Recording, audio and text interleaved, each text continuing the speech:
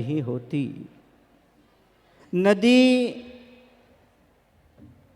स्वयं परिचय नहीं देती और नदी का भी दूसरों को परिचय देने की आवश्यकता नहीं होती। चांद स्वयं परिचय नहीं देता, उसे भी किसी के परिचय देने की आवश्यकता नहीं होती। हवाओं को भी किसी के परिचय की आवश्यकता नहीं होती। वैसे गुरु विद्या सागर जी जग जाहर हैं, उनका परिचय देने की कोई आवश्यकता नहीं होती। फिर यहाँ क्यों बैठे हैं जब उनके परिचय देने की आवश्यकता नहीं है? तो इसलिए बैठे हुए हैं कि उन्होंने जो हमारे लिए दिया है उसके बारे में हम कुछ गुणगान कर सकें और अपनी बात को आपके सामने रख सकें कि बंधु, किसी ने कहा गुरु महाराज के द्वारा हथकरघा की उपलब्धि हुई, किसी ने कहा जीर्ण उद्धार हुआ मंदिर का, किसी ने कहा गौशालाओं का निर्माण हुआ, किसी ने कहा बहुत से जीवों का कल्याण हुआ, किसी ने कहा प्रतिभा स्थली का निर्माण हुआ। ये बहुत अच्छी बात हुआ, पर मैं कहता हूँ सबसे बड़ी उपलब्धि क्या है? सबसे बड़ी उपलब्धि यदि गुरु महाराज की मिलने की है तो वीतरागता की जीवंत प्रतिमा के दर्शन। यदि कहीं वीतरागता की जीवंत प्रतिमा के दर्शन होते थे तो आचार्य भगवंत विद्यासागर की मुद्रा को देख करके जीवंत प्रतिमा के दर्शन होते थे। उन्होंने मात्र हमें वीतराग पथ बताया, वीतराग मार्ग बताया। मैं आपको एक संस्मरण सुनाना चाहता हूँ। यह भोपाल का संस्मरण है। झिरनों के मंदिर में प्राचीन प्रतिमाएं हैं, उनके हम सभी मुनिराज दर्शन कर रहे थे आचार्य महाराज के साथ। एक सज्जन ने पूछ लिया, आचार्य जी ये प्रतिमा जी हैं, इन प्रतिमा में कोई चिन्ह अंकित नहीं है, इनका चिन्ह क्या होगा? आप लोग अच्छी तरह से सुनना। आचार्य जी कितने अच्छी तरह से लोगों को संतुष्ट करते थे। आचार्य ने उसका उत्तर दिया कि वीतरागता ही इस प्रतिमा का चिन्ह है। अर्थात आपके भगवान कोई होते हैं तो वीतरागी होते हैं, आपका ईश्वर कोई होता है तो वीतरागी होता है, आप जिसकी आराधना करना चाहते हैं वो मात्र वीतरागी होता है। ये आचार्य भगवंत ने थोड़े से संकेत में बहुत बड़ी बात कह दी। आचार्य की दो विशेषताएं थी। पहली विशेषता थी किसी को कुछ ना दिए हुए ही संतुष्ट कर देना। भले वो किसी को कुछ ना दें लेकिन संतुष्ट अवश्य कर देते थे। दूसरी विशेषता थी उनके द्वारा सब कुछ कार्य संपादित होता था, पर उसका श्रेय कभी अपने ऊपर नहीं लेते थे, या तो गुरु महाराज ज्ञान सागर जी के ऊपर लेते थे या फिर ये कहते आप लोगों की भावना का प्रभाव है।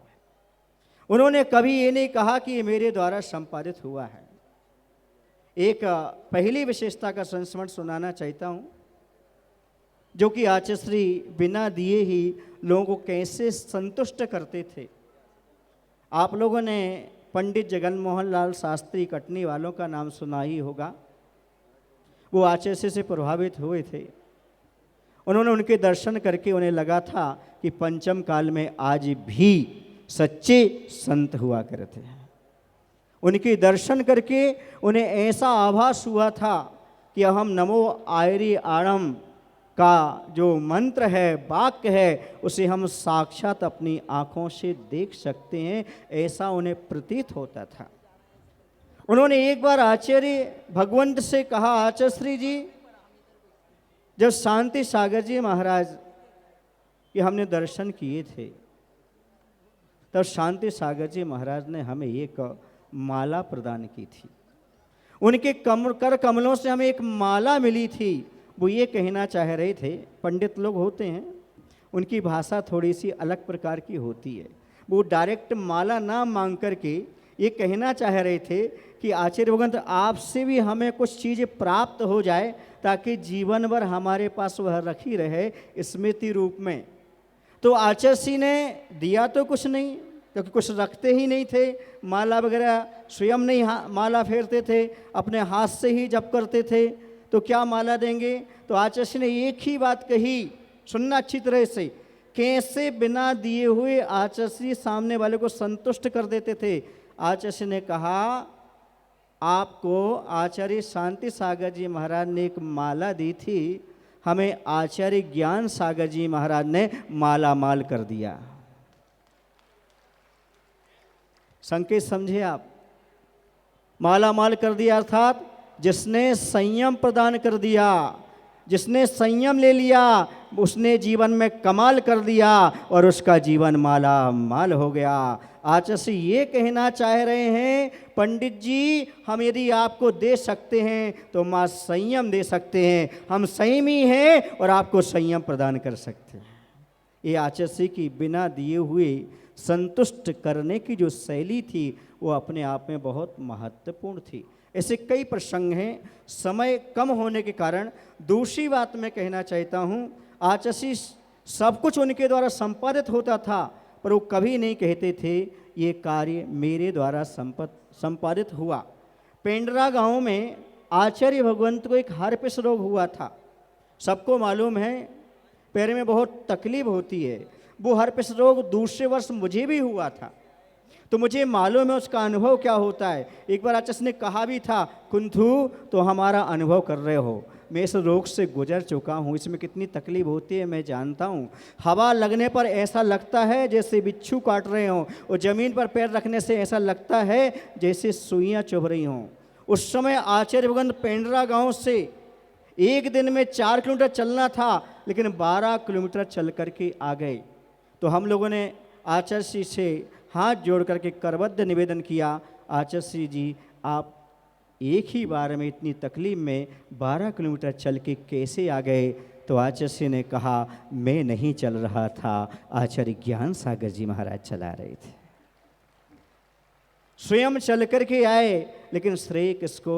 आचार्य भगवंत को दे रहे हैं। ये है महापुरुषों का सबसे बड़ा लक्षण, स्वयं कुछ भी कार्य करें श्रेय दूसरों को देते हैं। एक दूसरा उदाहरण मैं आपको देना चाहता हूँ। गर्मी का समय था, विदिशा नगर में थे उस समय, टेम्परेचर लगभग 48 का था। उस समय ऐसा हुआ कि आचार्य भगवंत ने केशलुंच कर लिया। जब केशलुंच किया तो उस दिन उपवास और इतना टेम्परेचर, इतनी गर्मी, लेकिन अचानक 10 बजे दिन में ही बादल छा गए और रिमझिम बरसात हो गई। हम लोगों ने आचार्य से कहा, आचार्य जी देवताओं ने आपकी तपस्या से प्रभावित होकर के ये ठंडा माहौल बना दिया। तो आचार्य ने कहा, मेरा कुछ नहीं है, ये सब आप लोगों की भावना का प्रभाव है।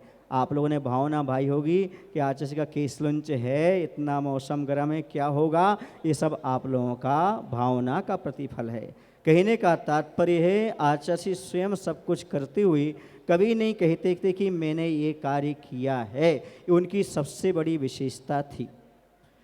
बात आती है संलेखना की, समाधि की। मैं कहता हूँ आचार्य भगवंत ने जब हम लोगों की दीक्षा हुई थी तब एक बात कही थी, हे मुनिराजो, आर्डर सो बार्डर। जैसे एक सैनिक होता है, जैसे सैनिक भर्ती होता है तो उसे आर्डर दिया जाता है, आपको बॉर्डर पर पहुंचना है, आर्डर सो बार्डर। अब वो विचार नहीं करता कि मुझे 1 वर्ष हुआ है कि 2 वर्ष हुआ है। जहाँ ऊपर से आदेश होता है आपको देश की सीमा पर जाकर के और तैनात होना है। अब सामने वाले की गोली कभी भी आपको प्रहार कर सकती है और परम वीर चक्र प्राप्त हो सकता है। वहाँ देश की रक्षा करते हुए मरण हो सकता है। इसी प्रकार से साधु का जीवन होता है, दीक्षा लेते ही समाधि की तैयारी में लग जाना चाहिए। आचार्य जी का कहना था, सडनली कभी भी कोई भी घटना घट सकती है, कर्म का उदय आ सकता है, इसी दीक्षा लेते ही समाधि की तैयारी में लग जाना चाहिए। क्योंकि साधु शरीर को तो कृष करता ही है, एक बार आहार पानी लेता है तो साथ में कषायों को भी कृष करता चला जाता है। अभी पूज्य धवल सागर जी महाराज ने कहा, आचस्य की 12 वर्ष पहले की तैयारी थी, पर मैं आपको लगभग 25 वर्ष पुरानी बात बता रहा हूँ।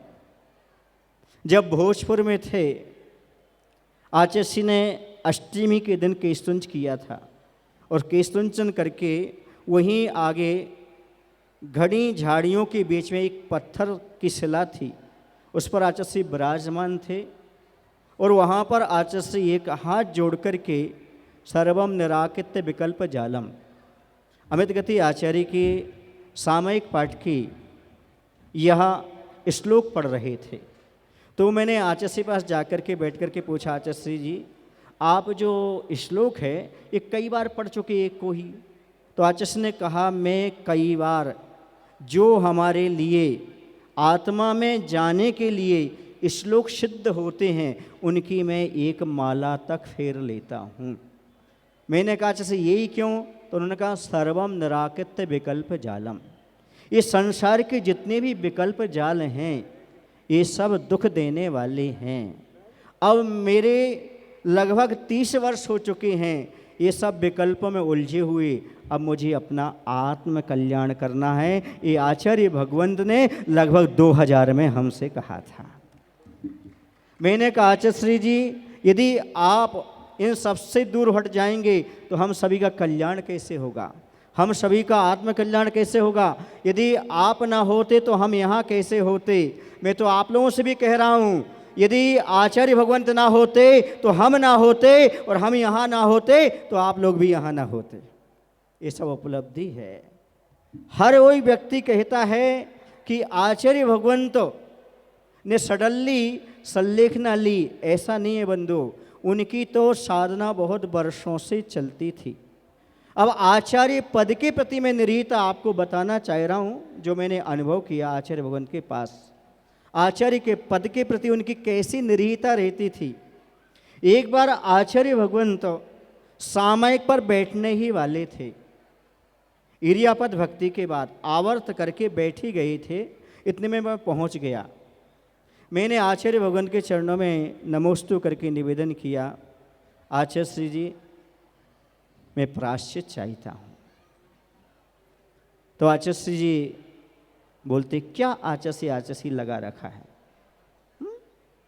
क्या आचार्य से आचार्य लगा रखा है? मैंने कहा आचार्य श्री प्रायश्चित चाहता हूँ। बोले बड़ी मुश्किल से, अच्छे समझना क्या कहा आचार्य ने, मुझे बड़ी मुश्किल से तो मुनि बनने का सौभाग्य मिलता है। नहीं आया समझ में? नहीं आया समझ में? आएगा भी नहीं इतने जल्दी, मुझे भी समझ में नहीं आया था। आचार्य ने कहा बड़ी मुश्किल से मुनि बनने का सौभाग्य मिलता है। इसका अर्थ समझे, आचार्य जब सामयिक पर बैठ जाते थे तब अपने पद आदि आदि भी आदि को छोड़ देते थे, मात्र आत्मानुमुखी हो जाते थे। इतने निरीह अपने पदों के प्रति रहा करते थे आचार्य भगवंत। फिर मैंने सामयिक के बाद जाकर के कहा, आचार्य में मायना नहीं समझा। आपने कहा आचार्य आचार्य, तो आचार्य ने कहा सामयिक के समय आत्मा के अलावा और कुछ भी नहीं रहता है, ये सब कुछ बाहर छूट जाता है, इसी का नाम समाधि है बंधो। आचार्य हमेशा विकल्प से रहित होते थे और हमेशा यही कहते थे, विकल्पों की शून्यता का नाम समाधि है और कुछ भी नहीं है। कोई विकल्प अपने जीवन में ना रहे, इसी का नाम संलेखना होता है। एक बार की बात है, बिहार चल रहा था। बिहार में जाकर के पहुँचे तो वहाँ पर स्कूल था, बहुत कम व्यवस्था थी। मैंने आचार्य से निवेदन किया, आचार्य आप पिछी कमर उठाते हैं और बिहार कर जाते हैं, कभी आप सोचते नहीं इतना बड़ा संघ है कैसे क्या होगा? तो आचार्य ने कहा मैंने पहले ही सोच रखा है। हमने कहा आचार्य क्या सोच रखा है? उन्होंने कहा प्रत्येक जीव का अपना पुण्य होता है, आप सब साधु हैं, सबका अपना अपना पुण्य होता है, विकल्प करने की आवश्यकता नहीं है। यह है कर्म सिद्धांत की दृढ़ता। जिन्हें ये कर्म सिद्धांत पर दृढ़ता होती है कि सबका अपना अपना कर्म का उदय होता है, सब अपने आप सब कुछ प्राप्त कर लेते हैं, कुछ करने की आवश्यकता नहीं होती है। एक और बात है आचार्य के संतुष्ट करने की। एक सज्जन ने आचार्य से पूछा, आचार्य जी पूजन के बारे में बहुत सारे भेद हैं, पूजन के बारे में बहुत सारे भेद हैं, हम पूजन कैसे करें।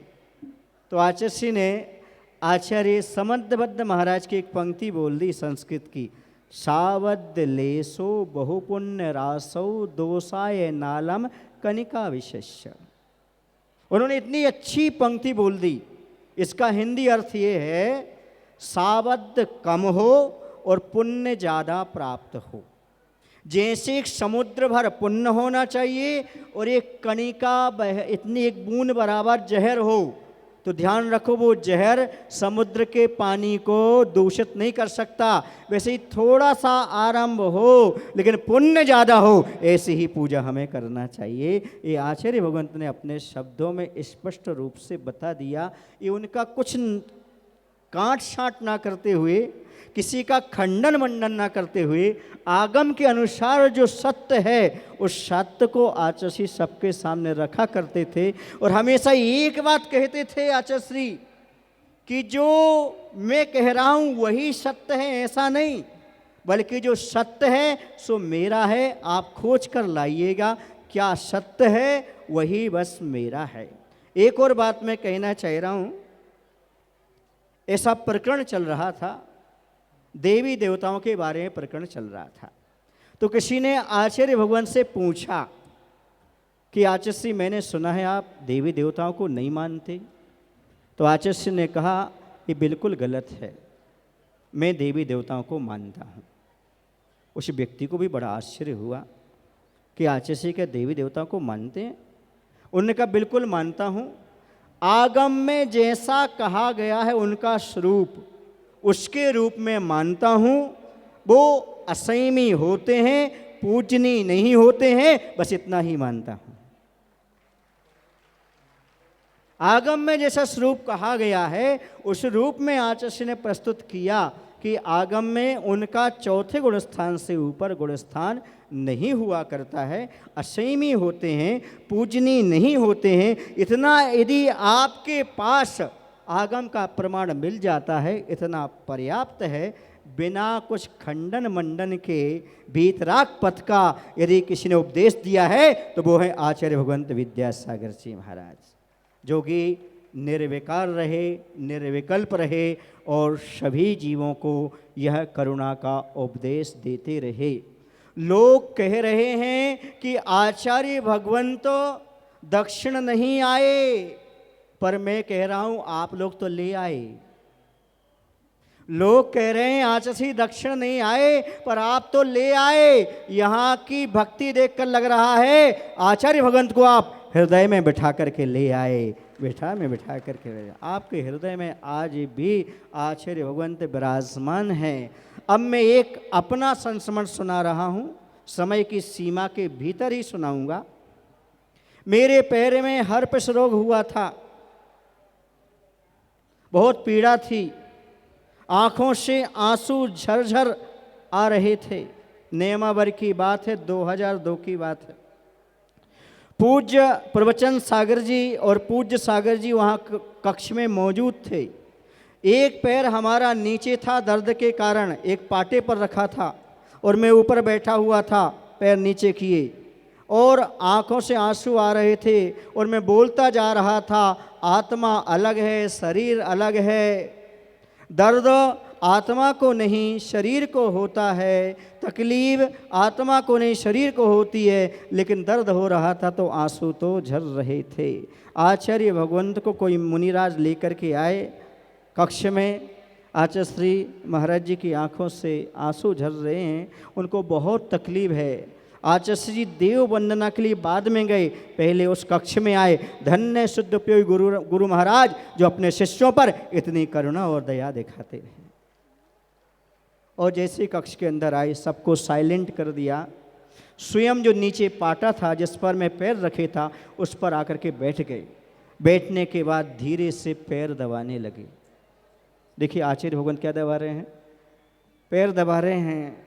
अब आँख तो बंद थी और मैं कह रहा था कि आत्मा अलग है, शरीर अलग है, दर्द आत्मा को नहीं शरीर को होता है।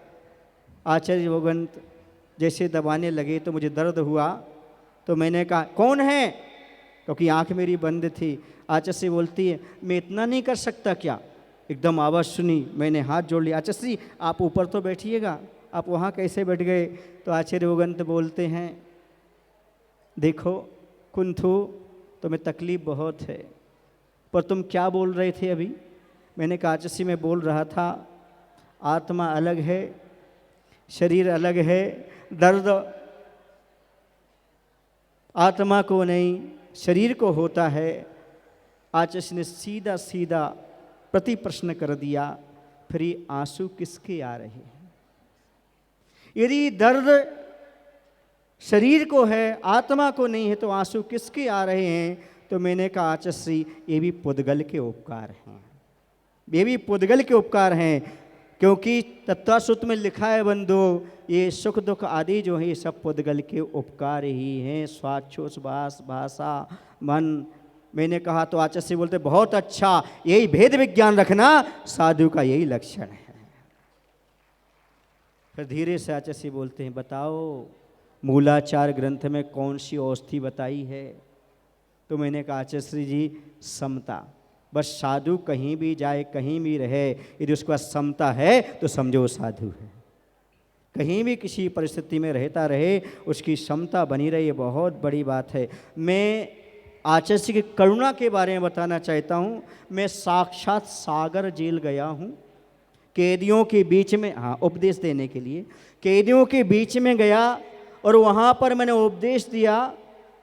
तो उस समय 54 कैदी लोग थे और उन्होंने आकर के नमोस्तु करके कहा कि मैं चाहता हूँ एक बार भगवान आ जाएं। मैंने कहा भगवान आ जाएं? बोले मैंने भगवान नहीं देखा, लेकिन गुरु विद्यासागर हम सब कैदियों के भगवान हैं। ये है बंधु कैदियों को भी सम्यक्त की प्राप्ति कराने वाले यदि कोई रहे तो आचार्य भगवंत रहे। गायों के प्रति उनकी कितनी करुणा रही है आप सब समझते हैं, सब जानते हैं। आचार्य भगवंत ने कितना क्या हम सभी को दिया हुआ है। अब आचार्य भगवंत के बारे में मैं भी, सबने अपनी अपनी कविता रखी, तो मैं भी एक छोटी सी कविता रख रहा हूँ आचार्य भगवंत के चरणों में। आप सब सुनेंगे। यदि आपको ऐसा लगे कि कविता के भाव आपके हैं तो आप भी उस भावों में अपने आप को सम्मिलित कर सकते हैं। मेरे गुरु तो विद्या गुरु हैं, मेरे गुरु तो विद्या गुरु हैं, मेरे गुरु का क्या कहना। मेरे गुरु तो विद्या गुरु हैं, मेरे गुरु का क्या कहना। इंडिया नहीं भारत बोलो, दिया जिन्होंने नारा है। इंडिया नहीं भारत बोलो, दिया जिन्होंने नारा है। राष्ट्रीय भाषा हिंदी हो, क्योंकि भारत देश हमारा है। ये गुरुवर का कहना है, मेरे गुरु तो विद्या गुरु हैं, मेरे गुरु का क्या कहना। मेरे गुरु तो विद्या गुरु हैं, मेरे गुरु का क्या कहना। मिथ्या भाव मिटाकर सब में, मिथ्या भाव मिटाकर सब में सम्यक्त का सूर्य उगाना है। आचार्य कुंद कुंद की परंपरा को पंचम काल के अंत तक ले जाना है। ये मेरे गुरुवर का कहना है, मेरे गुरु तो विद्या गुरु हैं, मेरे गुरु का क्या कहना। मेरे गुरु तो विद्या गुरु हैं, मेरे गुरु का क्या कहना। कली काल में महावीर सम चर्या पाली, कली काल में महावीर सम चर्या जिन्होंने पाली। ऐसे संत मिलना अब दुर्लभ है, ऐसे संत मिलना अब दुर्लभ है। शताधिक मुनि आर्य का दीक्षा देकर संको गुरुकुल बनाया है। युगों युगों तक जिन शासन जयवंत रहे, यही गुरुवर का कहना है। मेरे गुरु तो विद्या गुरु हैं, मेरे गुरु का क्या कहना है। मेरे गुरु तो विद्या गुरु हैं, मेरे गुरु का क्या कहना है। लोग हमेशा स्वस्थ रहें, भाग्योदय पूर्णायु जिनका सपना है, हर इंसान को रोजगार मिले, चल चरखा और हथकरघा अपना है, सभी स्वावलंबी बने यही मेरे गुरु का कहना है। मेरे गुरु तो विद्या गुरु हैं, मेरे गुरु का क्या कहना है। जन जन के हृदय में जो विराजमान हैं, देश के कर्णधार भी जिन्हें कहते अपना है। क्या महाराष्ट्र, यहाँ देख करके लग रहा है, क्या महाराष्ट्र क्या कर्नाटक, क्या महाराष्ट्र क्या कर्नाटक, सारा देश ही जिन्हें कहता अपना है, सभी जीव अपना कल्याण कहीं, यही मेरे गुरु का कहना है। मेरे गुरु तो विद्या गुरु हैं, मेरे गुरु का क्या कहना है। मेरे गुरु तो विद्या गुरु हैं, मेरे गुरु का क्या कहना।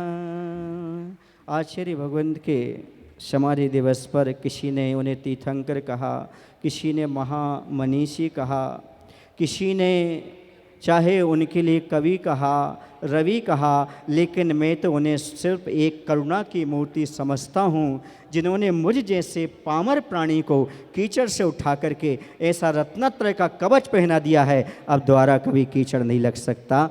यही गुरु महाराज के चरणों में विनयांजलि समर्पित करता हूँ और यही भावना भाता हूँ, हे गुरुवर, जैसे आप निर्विकल्प होकर के अपना कल्याण कर गए, सभी जीव ऐसे ही कल्याण करें। बोले आचार्य गुरुदेव श्री विद्यासागर जी महाराज जी की। चलो परम पूज्य मुनि